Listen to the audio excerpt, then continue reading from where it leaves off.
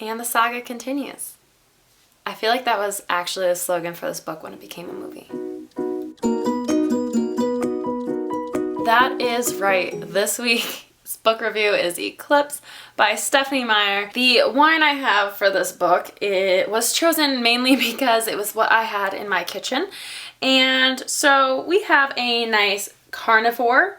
It's a Cabernet Sauvignon. And actually, like, I'm not too mad with how this goes because Eclipse is the book where we get a lot of werewolves, and werewolves are carnivores, so I am going to give this cab a 4.5 out of 5. I really like it, and they've managed to like combine a very like blackberry taste, but also kind of caramely. It's really interesting, and I'm here for it.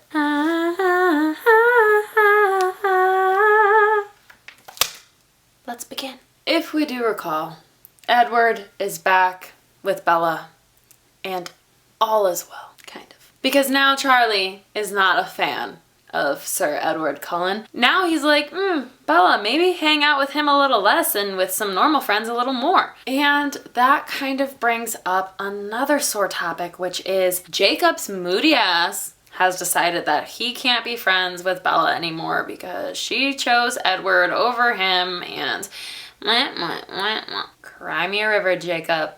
Cry me a river. And as per usual in the Twilight universe, there is trouble. So Charlie tells Edward and Bella and the Cullen clan that there have been some attacks on human beings, like a lot more than usual. And so Charlie thinks it's like a grouping of newborn vampires, which are like super crazy and you can't control them. So, and what's funnier than Jacob being butthurt about Bella to me is that Bella is like determined to see Jacob. But you like just went into a depression because Edward was gone and you finally got him back, so you would think that like all would be well and that maybe you wouldn't be hung up on two guys. But no, Bella is insistent on seeing Jacob, and Edward is insistent on stopping her. So every time Bella comes up with a plan, he like somehow gets involved and it ruins it, which is funny to me. So with Bella trying to constantly see Jacob and these newborn vampires going all bloodthirsty on Forks and surrounding towns, Edward convinces Bella to go see her mom because she should see her anyway. So Edward and Bella go to visit Bella's mother. And when Edward and Bella returned from Florida, Jacob finds them at high school and informs them that Victoria is back in town, like the vampire that wants to kill Bella because Bella had James killed. And really, I mean, is it really Bella's fault? I mean, everything's Bella's fault. Jacob and the Cullens, and by Jacob I mean like the whole Quillette tribe, and the Cullens have to form like a temporary alliance because they have a common enemy with Victoria and all these newborn vampires that are springing up seemingly out of nowhere. And because everyone knows Bella is the way Bella is, they like take turns babysitting her in a sense, not really, but Bella ends up escaping Alice's like babysitter role to go see Jacob. And when she comes back, Edward is furious. Her and Edward are mid-argument, and she declares, I am a neutral country. I am Switzerland. This is also the book where we find out a little bit more about Rosalie, and she hates Bella. And it's not that she really hates Bella as we learn in this book. It's that she hates the choice that Bella has made, because Bella has her humanity, right? And all Rosalie really wanted was a baby. And now that she's a vampire, she can't have a baby. She's watching Bella just throw it away for Edward. It's not really Bella as a person, it's Bella's choices. Which, I mean, fair, because Bella makes some pretty questionable choices throughout this saga. How come Twilight Saga is called a saga, and almost every other book collection is called a series? But in case you haven't experienced enough of Jacob's melodramatics, he swings by Forks High School at some point to pick up Bella because he's going to kidnap her, and Jacob's all like, Bella, I would be a better choice for you. I love you. And you could stay human with me and not be around a bunch of blood-sucking vampires who constantly want to, like, eat you. Like, I don't want to eat you. And that's a plus. And Bella's like, Jacob, I love Edward. I'm staying with Edward. And I think you should know that after graduation, I'm gonna become a vampire. And Jacob loses his freaking mind. And he goes, well, you know what?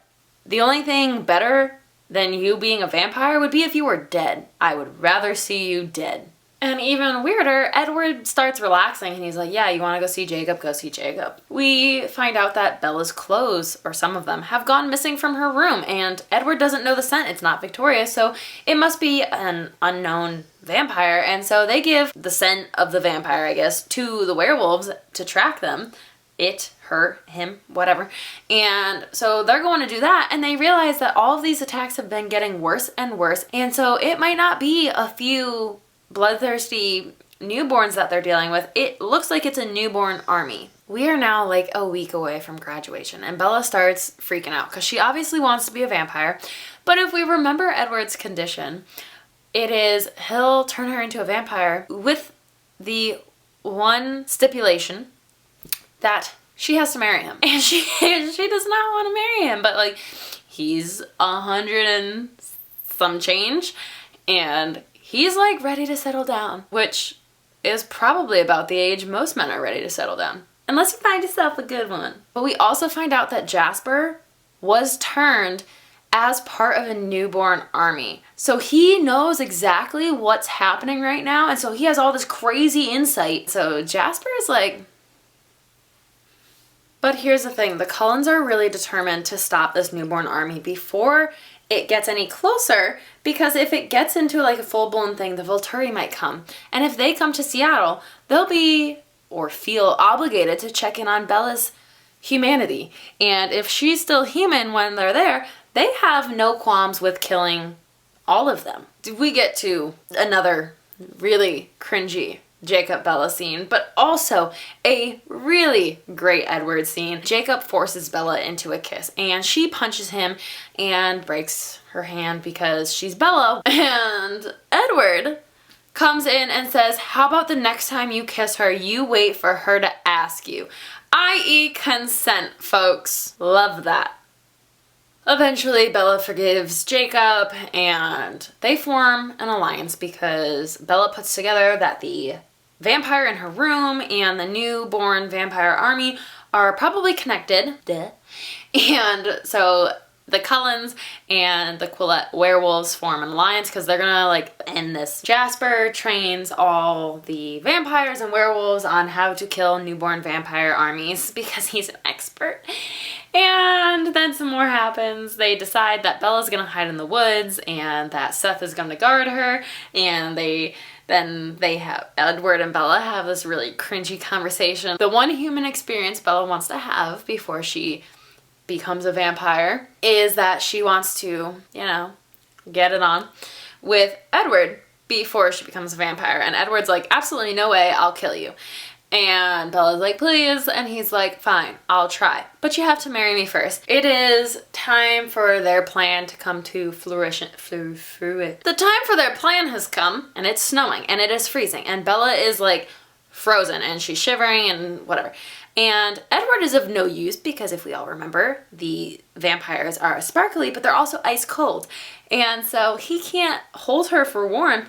And so he has to let Jacob hold her because Jacob, werewolves are hot. Like, hot, but like also temperature hot. And so he has to watch Jacob hold Bella, and they have a whole heart-to-heart where Edward tells Jacob that if Bella chose Jacob, he would let her go. I don't believe him, but I do applaud him because what a man. And if you couldn't have had enough of Jacob's dramatics, Jacob finds out that Bella is now engaged to Edward. Jacob decides he is going to go kill himself in battle. and so Bella decides that she can't let that happen, so she begs him to kiss her. And so they kiss. Edward sees it all through Jacob's head and is like sad about it. He's sad about it, but he's like not mad.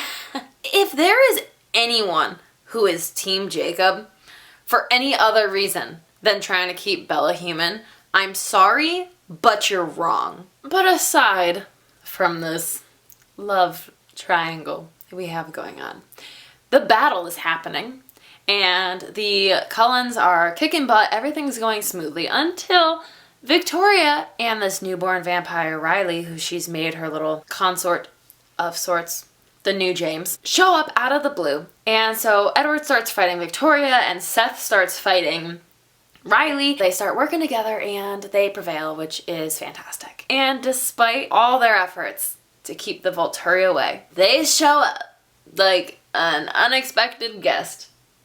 Because that is exactly what they are. They're unexpected. The Volturi are like, Bella, you're still a human. And she's like, we have a date. And it is happening.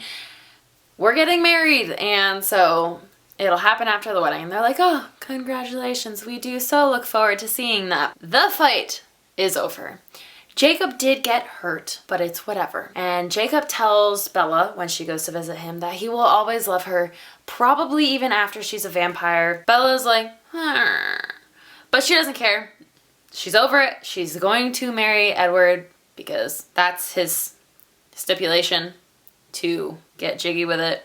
So she's gonna get married. It ends with Jacob getting the wedding invitation and being absolutely enraged. But that's the end of Eclipse. Bella is alive yet again. And we had a lot that happened. So here is the breakdown. Cover design for me is going to get a 5, and that might surprise some of you, but here's my explanation. While this ribbon has like no significance, it is symbolic of this novel because it is a ribbon that is tearing or is torn, and it is because she is torn between Edward and Jacob, her humanity and immortality. And if we take a closer look, there are only really 2 strands that are connected, meaning that there are really only 2 choices she can make: Edward and immortality, or Jacob and humanity. Characters are also going to get a 5 out of 5 for me. Bella is endearing. You know, she is clumsy, she is dumb, you kind of hate her sometimes, but she's also endearing because you're like, oh, Bella. And then there's Edward, who is a freaking gentleman rock star in this book. You cannot convince me otherwise, and you can try to argue, but you're wrong. You're wrong. Hands down. And then there's Jacob, who is so freaking dramatic. Cracks me up. I love Jasper. I love Rosalie. The characters Stephanie has created, 5 out of 5. The plot I will give a 4.5 out of 5 too. I think that it is a pretty cool idea. This newborn vampire army that we hadn't even really thought was a possibility. I mean, you knew vampires could make more vampires, but like you didn't think of an army. I love Victoria trying to get her revenge. Like, it's kind of sweet, but like the Volturi is back, which honestly, they're like some of my favorite villains. The love triangle is what makes it not a 5 because it's really cringy and I'm really not a fan of the love triangle. The ending is also a 4.5 for me because I love that Edward and Bella are engaged. For me, that's the best choice for her. Edward is the gentleman. Edward is the one that she honestly really loves. She thinks she loves Jacob, but she doesn't. And the book drop. The book drop is only going to get a 4 because I have a hard time distinctly picking a book drop. I guess it could be the moment when Bella decides she wants her last human moment to be sex, or I guess it could be when Jacob kisses her and she asks for him to kiss her, so I guess it could be that. I don't really know. I don't know, not one moment sticks out more than the other, but I like them all. And that gives Eclipse by Stephanie Meyer a 4.6 out of 5. Well, that is all I have for this week's episode of the Boozy Bookworm, but stay tuned to next week for the next book review and more drunken debauchery, and I will see you then.